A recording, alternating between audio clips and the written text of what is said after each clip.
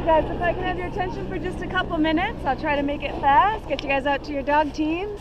But first, does everybody have a stamp on your hand? Did everybody sign a waiver down below? All right, perfect. But welcome to dog camp in the Denver Glacier. We are on the glacier itself right now. We just have about 8 feet of snow on top of the ice, so it always looks a little bit more like a mountaintop.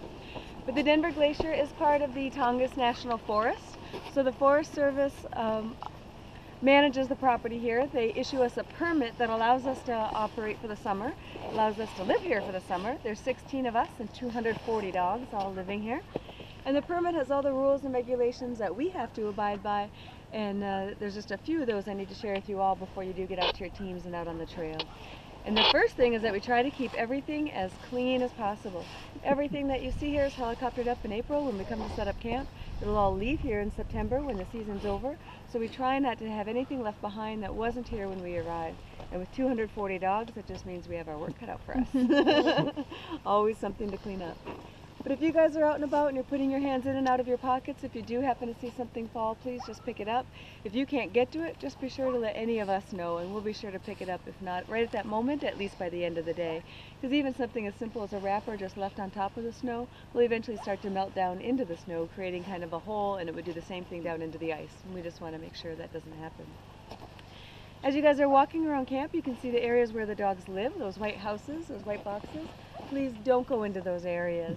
Even if the dogs are calm, as soon as you walk in, they all think you're picking them to go for a run, and they instantly get very crazy and excited. And we just don't want them to accidentally jump up and knock you over or tangle you up in those longer chains. But your teams will be separated from the rest of the group. They're going to be right out in front of the sled. Those are the dogs you can pet and take photos with. Those are the dogs the mushers will introduce you to. But just be sure that before you do go up to a dog, just double check with your musher that it's all right to pet them. They are all friendly. There's no mean dogs or aggressive dogs. But once in a while you get a dog that's a little shy. They get a little overwhelmed with all the people coming. So occasionally the musher will bypass that dog just so they don't stress it out so much. But when you do get on your sleds and you're heading out of camp, out onto the trail, you're going to see Olivia out there on the trail. She's our photographer. She's going to be waiting out there to get an action shot of you guys as you go by. We do sell those photos for $30 at the end of the run if you're interested. You will have lots of time to take pictures with your own cameras as well. We just had a lot of requests in years past to get a photo of you on the sled with the dogs running in motion. So they've hired Olivia this year to help us out with that. And then once you get back in, you'll have some time for some puppies. They're about 2.5 weeks old. They're really cute. It's a litter of 6, and they make great hand warmers by the time you get back off the trail. All right, is everybody all ready to go? Yeah. Yes. All right, perfect. All right, let's go, guys. Good. Okay, keep coming up here. Good, and you are? Stephanie. Nice to meet you. Nate. Nice to meet you. Nice to meet you. And how you doing? Edna. Nice to meet you. And you as well. Where's home for everybody? Ohio. Ohio? Puerto Rico. Puerto Rico? Okay, you've traveled a long ways. Yeah. Awesome. You guys all on one of the boats in town today, I assume? Mm-hmm. Yes. Which one? We're on the Solstice. Okay. Same? Awesome, guys. Beautiful day up here. We don't get visibility like this too often. Also, the overcast is a blessing. Keeps the dogs a little bit cooler. When the sun comes out up here, it gets really, really hot. And this is actually still very hot. The dogs perform best at around 20 below zero, so about 70 degrees colder than it is right now. So this is pretty hot.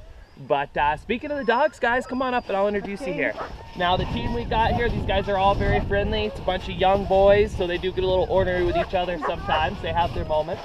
We've got a couple veterans in the team here that were on the Quest team with me this winter, along with a bunch of other races. So the experienced ones kind of teaching the future race team how it's done.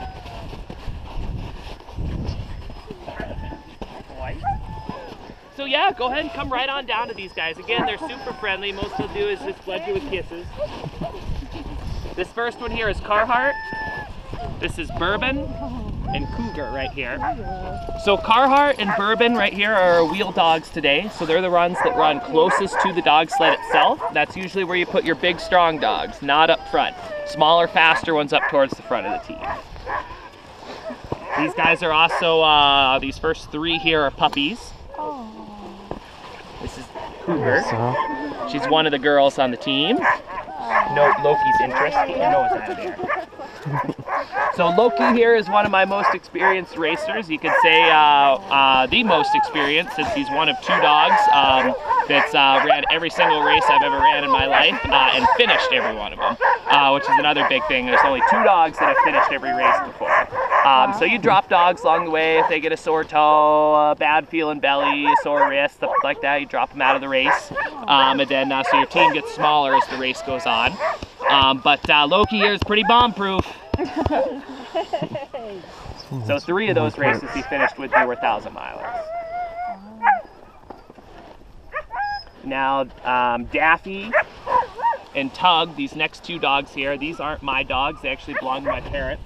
I've got 3 dogs that don't come up to the glacier with me each year because the glare irritates their eyes. And I've got 37 dogs, but I needed a few more up here after leaving those 3 at home, so I took on a couple of my parents' dogs for the summer.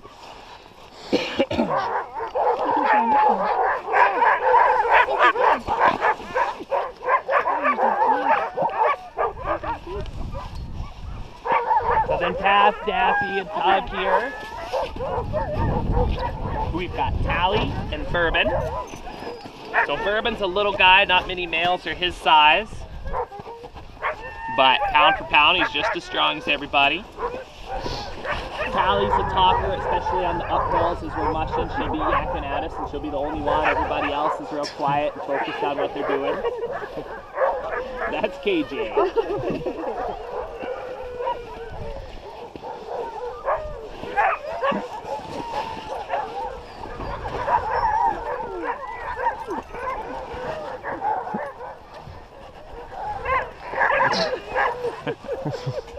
Oh my goodness.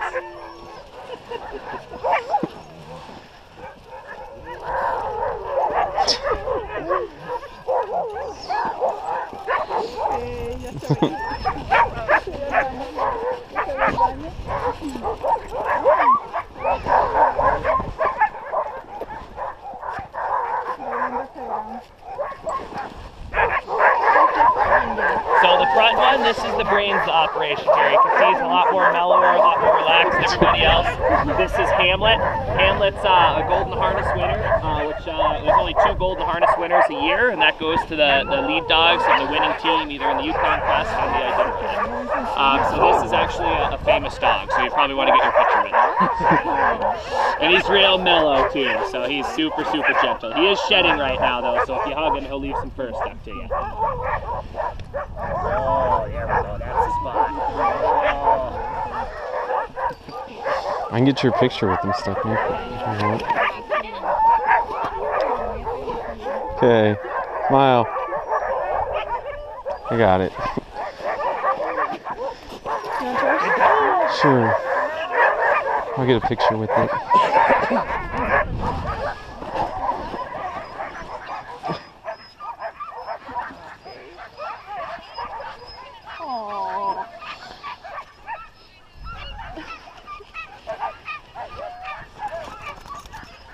I might have missed your head a couple times. It's alright. You're so cute. Alright. Well, you guys want to see these dogs in action? Yeah. Alright. Let's head back to the dog sleds here. I got a real quick little intro for you, just a couple of do's and don'ts, and then we'll put these guys in the gang line and go mushing. Ever been that excited to go to work before? Hold on tight. What? Make sure you're holding on tight. I'm good to go. Dog sled in town. Alright, you guys all I'm set? good to go. Come on.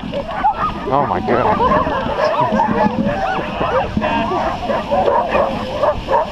Like, alright, finally.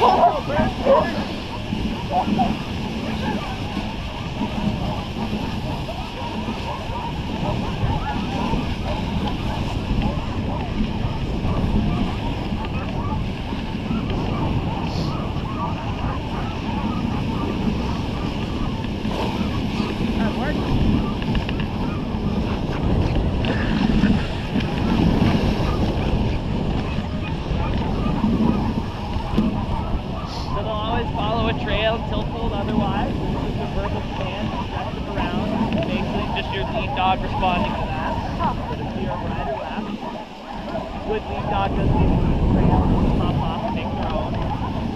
Now right here on our left is our photographer. Olivia's going to wave at us in just a second. That means wave back, smile, show you're having a good time. Woohoo! Zooming in one more. Keep waving. Alright, perfect. Good job. So we have to come out every day and clean up the trail. Thank you. So we call it the Brown Mile each evening. A lot of scooping out here. On a busy day, we'll actually get about 16 buckets out here. Oh. Gotta keep the glacier clean. Good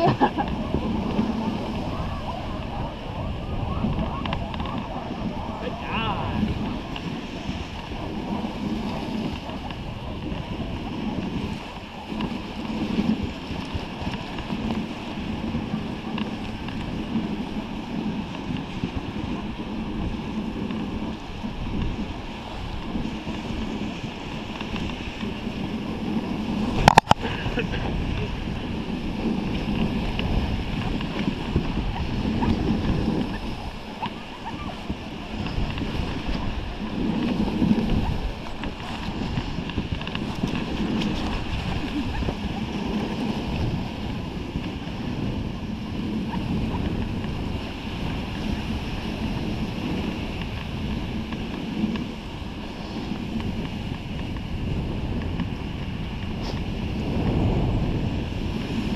What?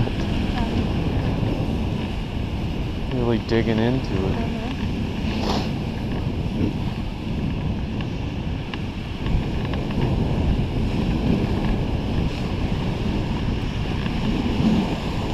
Anybody got questions? You guys are a quiet bunch. Is there Just soak it in the view. is there a specific breed? Specific breed? Yeah. Yes, but the breed is kind of a mutt though. The Alaskan Husky isn't a recognized breed. Siberian Huskies, Mounties, and English are three types of purebred dogs. Most of those style dogs are kind of pets these days. They're not, or they're used in the dog sledding movies, but in reality they're not the fastest. Oh. It's been about 30 years since purebred has been within 48 hours of a winning team and like the Iditarod. So they're very, very slow. But they're a beautiful dog and they're a really tough dog. These guys kind of started out in the late 1800s when the gold rush was going on. They were literally stealing dogs off the streets of San Francisco and bringing them to Alaska because the demand for sled dogs was so high. And if the dog survived and worked out, they bred it together and, whoa, dog, 150 years later, whoa, guys, this is what we got. A bunch of mutts.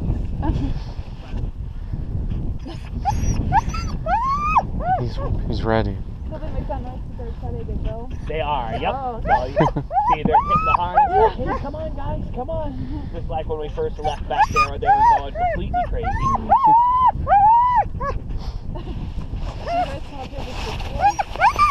Mostly. Looks good from here. All right, let's go, guys. So I've been coming up here for 10 years now. I started on the Denver Glacier, and then I spent 3 summers there, and then my girlfriend and I transferred here for something different in the same company. Then we liked the way the camp operates here a little bit better, so we've been here the last 7 years now. So for me working here currently is a way to help cover my dog food for the winter. It almost covers it anyway if I work here for the summer, but also the company covers the dog food for the summer months. Oh. And being a competitive racer as a career, you have to work seasons. The other 8 months of the year are 100% devoted to the team. On average, you spend about 14 hours a day in the dog run. So there's no way to have another job. So otherwise it'd be like, well, okay, good seasonal work. There's firefighters, driving somewhere. There's a lot of actually gardening and building out of Fairbanks where I'm here. But then I'd have to come home every day, take them to the dog, and then hook them up and process. Whereas here I can do that all at once. So it's kind of the ultimate job is to own your own dog. So that's what we're here today.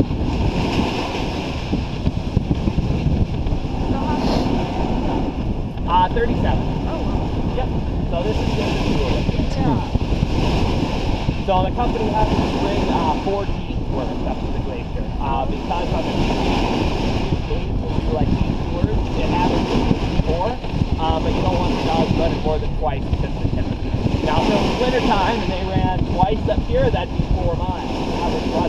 50 miles, which is just 125 times up here, except that it's 71. But so yeah, we have a lot of dogs to switch out throughout the day.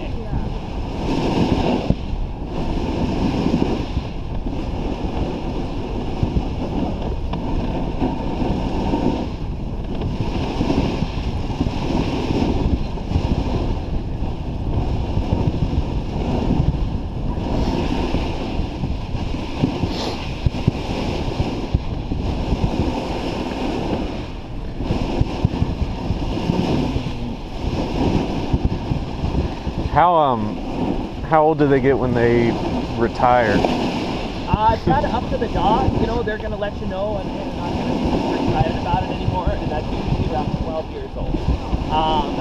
Between 10 and 12. However, you retire from the race team around 9 years old, so you're probably going to have a faster 3 or 4 year old by then to take the place. So then that's when you use the dogs to train your puppies, you know, your yearlings, and haul firewood, water, give rides with. So as long as they want to be a sled dog, you let them be a sled dog. How old's the front one? Hamlet is 7. 7.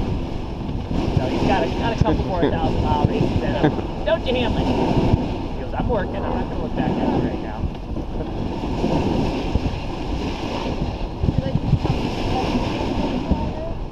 Yep, they just kind of get the run of the ranch. I've got a young kennel, so I don't have any retired from old age right now. But like my parents' kennel, they got 13 retired at the moment, so that are just loose. They all just live in the yard. Whoa, dogs, they kind of have a barn to go sleep in, but half the time they go out to the other dogs and steal one of their houses. All right, we're anchored off, guys, right-hand side here. And this is break time, so stretch your legs, pet the dogs, get some pictures. You guys will be able to feed up. Yeah, so the more they're handed out to a bunch of different people, paws get played with, that sort of thing. It's great socialization. Right. Hey, thanks for joining us today, Yes, guys. thank you. Take Thanks. care. I don't know how to turn your camera on. Oh. Okay, so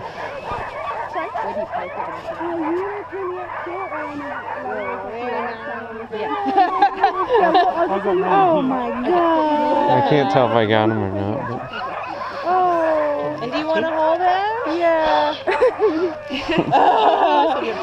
Yeah, they're trying to play with each other too. Take a like that. All right.